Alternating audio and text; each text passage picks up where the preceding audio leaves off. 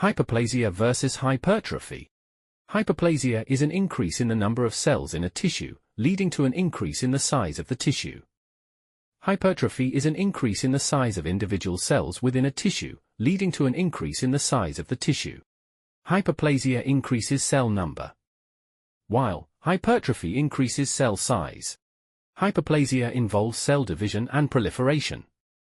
Hypertrophy involves cell enlargement, often due to an increase in cellular components like proteins, water, or organelles. Hyperplasia results from increased cell proliferation in regenerable tissues. Hypertrophy results from an increase in cell size in non-regenerable tissues, like skeletal muscles, cardiac muscles, and neurons. In hyperplasia, this increase in cell number can be physiological or pathological. In hypertrophy, this enlargement can be due to increased functional demand. It can also be physiological or pathological. An example of physiological hyperplasia is uterine hyperplasia during pregnancy to accommodate the developing fetus. An example of physiological hypertrophy is skeletal muscle enlargement with exercise.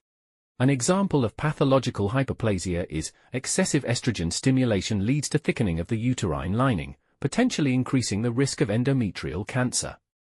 An example of pathological hypertrophy is left ventricular hypertrophy, where the heart muscle cells become larger in response to increased hypertension.